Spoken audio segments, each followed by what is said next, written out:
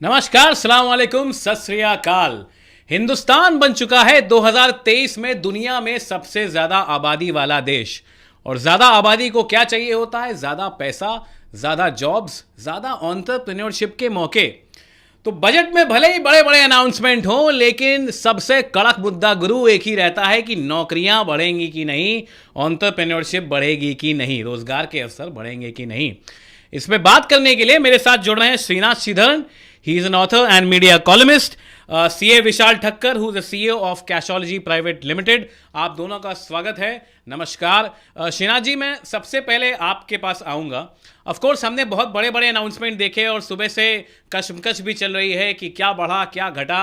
But employment generation और entrepreneurship के लिए सबसे बड़े जो दो बड़े आयाम होते हैं किसी भी देश में, वो होता है इंफ्रास्ट्रक्चर डेवलपमेंट और ease of access to cash. अब आपको लगता है कि पहली चीज एम्प्लॉयमेंट और एंटरप्रेन्योरशिप जनरेशन के लिहाज से अगर मैं देखूं तो इस बजट में बड़े अनाउंसमेंट हुए हैं। How do you rate this budget as far as these two parameters are concern? I think I will add two more parameters. Okay. Ease of access to capital आप पूछ रहे हैं, और डिजिटल का भी माहौल है इसमें। पूरा जी बजट में डिजिटल फ्रेमवर्क दिखाया गया है। और तीसरा, स्किलिंग इनिशिएटिव्स के लिए ज्यादातर कैपेक्स इन्वेस्टमेंट्स भी है। जी। So I think from that point the youth and the sentiment of जो हम लोग कहते हैं भारत और India to urban non urban scenario के लिए, I think it is going to be a very very big game changer इसलिए क्योंकि एमएसएमई के लिए भी बहुत ज्यादा फोकस लाया गया है for a change. We have had new budget announcement for reduced taxation on MSME, reduced taxation and simplified structure on personal income tax. Skilling के लिए ज़्यादा initiatives है. For example, they've also announced skilling in nursing colleges to be attached to medical hospitals. I think they're targeting very, very clear digital framework use करके how can we go ahead for our youth. Very simple number है, number game है. 80 crore Indians है who are less than the age of 35. अगर 30 मान के चलते हैं average age, they have to work for under 30 years to make a living. I think this budget is to me a sixer budget. Budget can never make everybody happy, but this is attempted to make almost everybody happy. मैं तो कहूँगा this budget is neighbours envy, neighbour not from the neighbouring countries but others envy. इसमें E for entrepreneurship, N for nation building, B for values based integrity based, और Y for young Indians. I think this is a super budget. Envy budget, Srinath ji ने बोला है envy budget. Vishal ji, what is your opinion? आप कैसे rate करते हैं as far as these two parameters are concern, employment generation I would and echo the same entrepreneurship? sentiment, saying that it's a great budget. For the first time, intuitively, सरकार जो हमारी हमेशा शिकायत रहती है कि सरकार सुनती नहीं है, सरकार सुनती नहीं है, सरकार सुनती नहीं है, इस बार सरकार ने हर मुद्दे को बड़े ध्यान से सुना और हर मुद्दे का निष्कर्ष लाने का न सिर्फ प्रयास किया, बल्कि कुछ ठोस ऐसे सुझाव और ऐसे सॉल्यूशंस दिए जिससे हम देख सकते हैं कि आने वाले दिनों में एक चीज बहुत क्लियर हो गई कि भैया सिंप्लीफाई करो, डिजिटाइज करो, ट्रांसपेरेंसी अकाउंटेबिलिटी लाओ और लोगों के हाथ में पैसा दो। तो जी हाँ, आपका जो सवाल था कि नौकरियां बढ़ेंगी, हाँ बढ़ेंगी, क्योंकि इंफ्रास्ट्रक्चर में स्पेंडिंग बढ़ाया गया है, बहुत सारे कॉलेजेस खोले गए हैं, मोबाइल फोन सस्ते होंगे, बिल्कुल होंगे। एंटरप्रेन्योर्स को ईज ऑफ कैपिटल एक्सेस मिलेगा, बिल्कुल मिलेगा। एमएसएमई को लोन्स मिलेंगे, जी हाँ, 9,000 करोड़ रुपए, 1% reduction in the MSME loan rate भी किया गया है। तो जो बिल्कुल जिस अधिकार से और स्पष्टता से आपने प्रश्न पूछे हैं, ऐसा लगता है जैसे सरकार ने आपकी हर बात को सुना और उसका जवाब दे दिया। Okay. Shrinath ji, skill development हमेशा से सरकार का फोकस रहा है और पिछले साल भी बड़े अनाउंसमेंट हुए थे। उससे पहले नेशनल एजुकेशन पॉलिसी आई थी, पर कहीं ना कहीं ग्राउंड पे हमको रिजल्ट दिखते नहीं हैं कन्वर्ट होते हुए। और अनएम्प्लॉयबिलिटी हमेशा से एक बड़ा मुद्दा रहा है इस देश के लिए। तो वो ऐसे कौन से पैरामीटर्स हैं जो हमेशा हम शूट नहीं कर पाते हैं, और क्या इस बजट ने उनको शूट करने की तरफ कोई एक खास कोई कदम उठाया है? अगर है तो क्या है वो? सो हमारा जो डेमोक्रेटिक सिस्टम है, जी इसमें फेडरेशन जो यूनियन मिनिस्ट्री है और स्टेट गवर्नमेंट, ये दोनों को साथ में काम करना चाहिए। which is the national federalistic approach. For example, जब आप जो कह रहे हैं national education policy NEP 2020, इसमें एक simple सा catch है. The state governments have to adopt NEP. वो nationally roll out गया, but the states have to adopt. Most of the states in India have not adopted NEP. So ये सिर्फ plan ही रहेगा. So I think जितना भी ये budget का proposals है, skilling initiatives, ये सब सारे national initiatives है, and they are proposing to work with universities and colleges. For example, एक और simple सी plan है that they will set up 100 labs for development of apps for 5G. It's a brilliant idea क्योंकि वो state government और central government का कुछ लेने देना नहीं है. They will simply establish a grant which will be given to colleges. अगर आप झारखंड से हो या झांसी से हो या मुंबई से हो, you can apply for a grant. Artificial intelligence पर भी खास ध्यान दिया गया इस साल. Absolutely. For example, I think ये पूरा framework है, digital framework, और दूसरे शब्द जो I think popular शब्द रहा बजट में green. Everything has been green. And I think एक चीज ध्यान रखना चाहिए, we are in the year of G20 presidency. Some of these catchphrases are also important for global audience. Green, net zero, sustainability, digital. And we must take pride. ये जितने भी hashtags नहीं है, we've actually delivered. So to your main question, जितने भी plans है on entrepreneurship and employment, I think it is a game changer from that perspective. Sure. Today you can be an app developer sitting anywhere in the country. You don't need to be only in Mumbai or Delhi or Chennai or Bangalore. Vishal ji, agriculture हो गया, tourism हो गया, artificial intelligence हो गया, इन sectors में बड़े बड़े announcement हुए हैं. और जैसा श्रीनाथ ने बोला कि मतलब आमतौर पे जो सबसे बड़ा लूपहोल आता है वो ये है कि स्टेट और सेंट्रल गवर्नमेंट मिलकर के साथ में काम नहीं कर पाती. तो आपको लगता है इस बजट में कुछ ऐसे कदम उठाए गए हैं कि स्किल डेवलपमेंट ग्राउंड पे ट्रांसलेट होगा? देखिए, अगर हम सरकार के जोर लगाने की बात करें तो ओवर द इयर्स हमने देखा है कि सरकार ने बहुत सारा बजट एलोकेट किया है इन सारे अनाउंसमेंट्स पर. लेकिन कहीं ना कहीं कुछ स्टेट्स हैं जो इन्हें क्विकली पकड़ के इम्प्लीमेंट करते हैं और इनका पूरा फायदा उठा पाते हैं, और कुछ स्टेट्स हैं जो उनकी अपनी उलझनों के कारण कहीं ना कहीं इसके बीच में फंस जाते हैं. तो गवर्नमेंट ने अगेन इसको डेमोक्रेटिक रखते हुए बहुत ही पॉजिटिव रीइंफोर्समेंट वे में सुझाव दिया है. स्टेट गवर्नमेंट को फिर से एक बार आवकार दिया है. और अगर आप देखें, नॉर्थ ईस्ट के ऊपर गवर्नमेंट का सबसे ज्यादा जोर रहा है, और इस बजट में भी हमने देखा कि नॉर्थ ईस्ट के लिए कुछ स्पेशल अनाउंसमेंट्स किए गए ताकि इंक्लूसिव ग्रोथ देखी जाए. सो जो स्टेट्स इजीली अडॉप्ट करते हैं, जो स्टेट्स को एक्चुअली जरूरत है, और जो नए स्टेट्स हैं खासकर, वहां पे आप तेजी से ग्राउंड लेवल इंप्लीमेंटेशन देखेंगे. यानी कि कुल मिलाकर ये एक शिफ्ट ऑफ फोकस क्लियरली नजर आ रहा है कि जो ऑलरेडी डेवलप्ड स्टेट्स हैं उनके ऊपर फोकस कम करते हुए अंडर डेवलप्ड या डेवलपिंग स्टेट्स में ये सारे नए प्रोग्रेसिव जो प्रपोजल्स हैं उन्हें इंप्लीमेंट किया जाएगा. श्रीनाथ जी, 35,000 करोड़ का capital investment towards energy transition and net zero objective, तो मतलब ग्रीन एनर्जी पे इस सरकार का फोकस रहा है. और जैसा कि आपने भी बोला, G20 की लीडरशिप हमको इस साल मिली है, तो we would want to create an impression on the world that we are the power house of green energy. पर ग्रीन एनर्जी किसी भी देश में नहीं चल सकती, हिंदुस्तान में नहीं, आगे नहीं बढ़ सकती अगर वहाँ स्किल्स नहीं हैं, जॉब्स नहीं हैं. तो आपको लगता है कि ग्रीन एनर्जी सेक्टर में अगर मैं सिर्फ इसी सेक्टर की बात करूं, एग्रीकल्चर में तो बड़े अनाउंसमेंट्स हर साल होते हैं, बट ग्रीन एनर्जी सेक्टर पे इस बार खास ध्यान दिया गया है. तो क्या आपको लगता है कि ग्रीन एनर्जी सेक्टर में, चाहे वो हाइड्रोजन हो, चाहे वो CNG हो, चाहे वो EVs हो, कुछ बड़े अनाउंसमेंट्स आपको लगता है जो किए गए हैं और वो जॉब्स और एंटरप्रेन्योरशिप में ट्रांसलेट करेंगे इन सेक्टर्स में, ग्रीन एनर्जी सेक्टर्स में?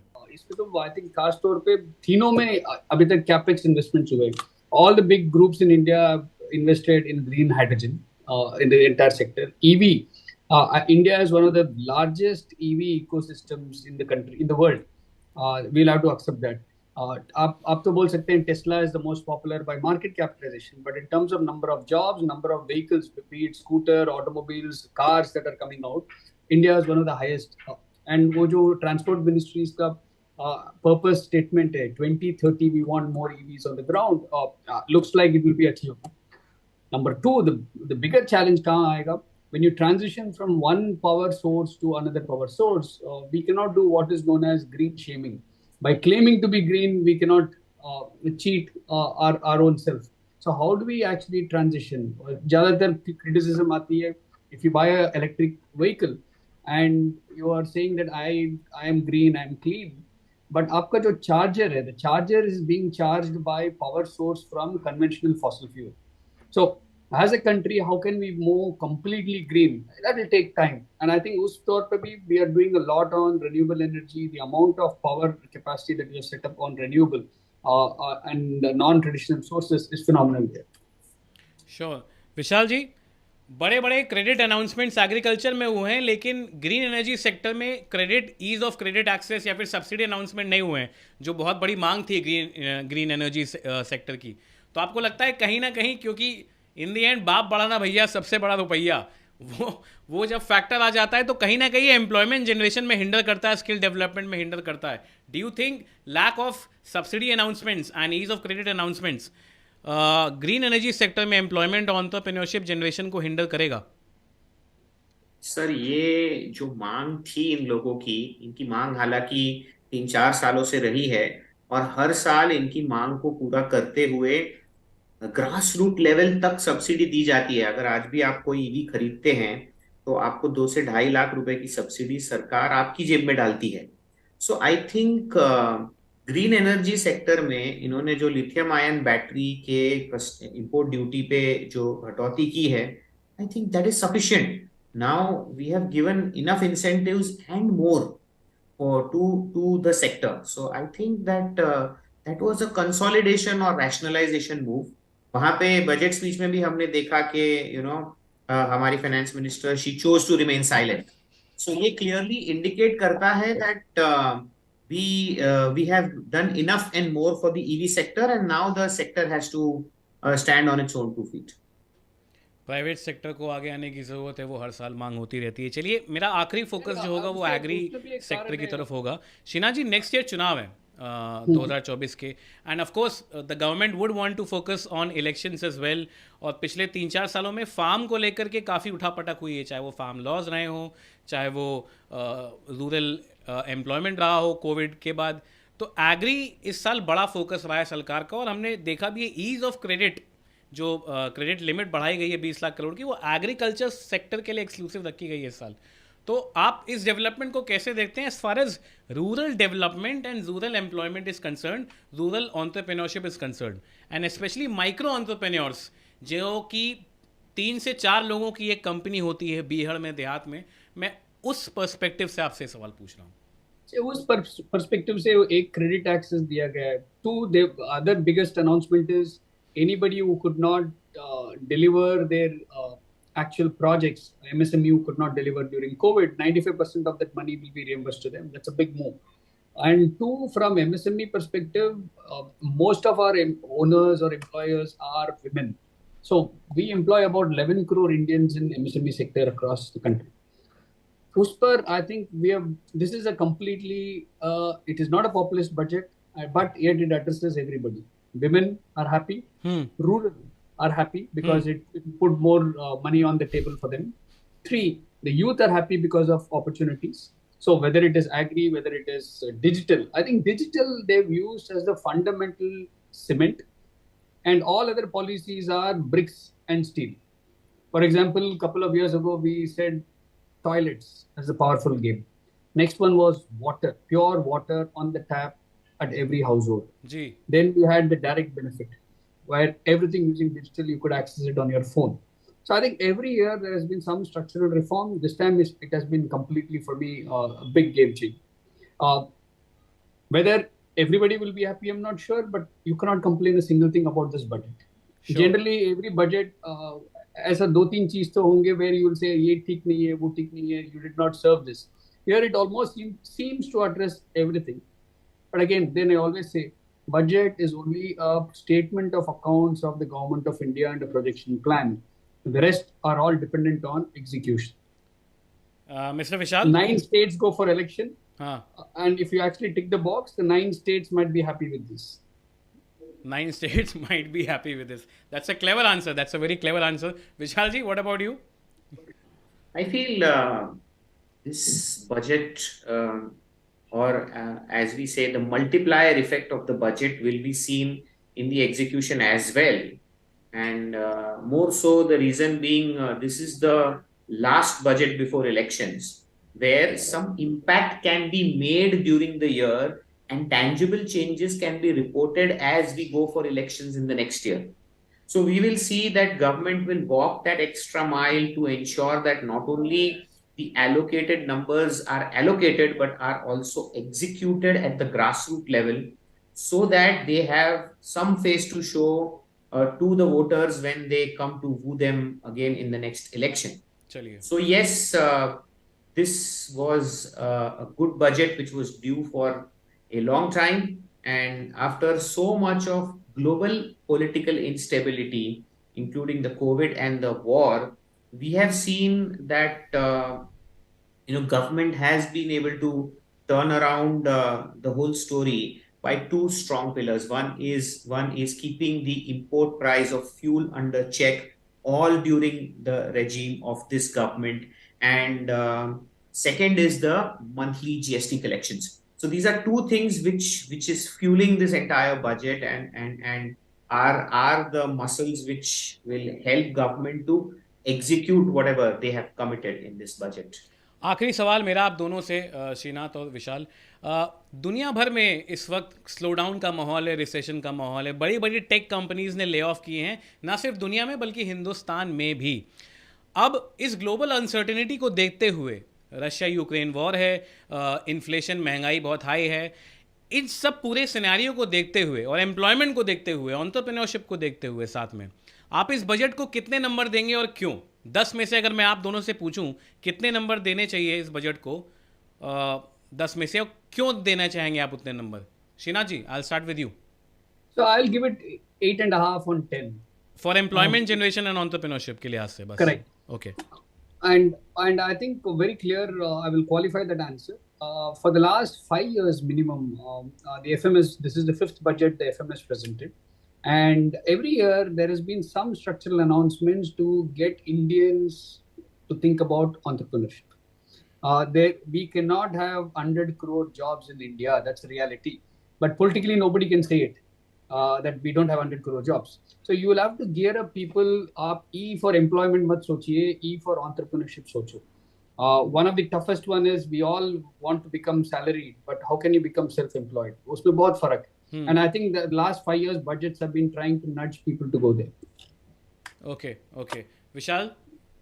So I would rate this budget as about 9 because government has covered all the bases.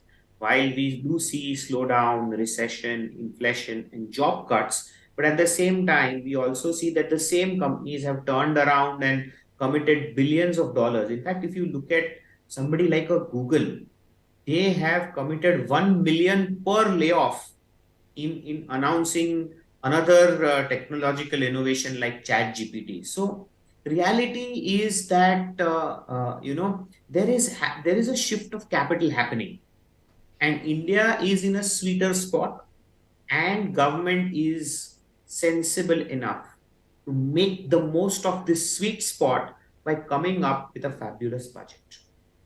Coming up with a fabulous budget. And with this, ladies and gentlemen, we come to the wrap of our discussions कि इस देश में नौकरियां बढ़ेंगी कि नहीं इस budget के बाद. और हमारे सारे पैनलिस्ट, हमारे 6 के 6 पैनलिस्ट जो हमारे पास आए थे, उनके हिसाब से 8 से 10 के बीच में एवरेज नंबर दिए जाने चाहिए, जो कि एम्प्लॉयमेंट और एंटरप्रेन्योरशिप के लिहाज से हैं. मतलब ये बजट कारगर सिद्ध होगा. कितना होगा ये शायद हम 1 साल बाद ही डिटरमिन कर पाएँ, या फिर अगले 6 महीने में ही डिटरमिन कर पाएँ.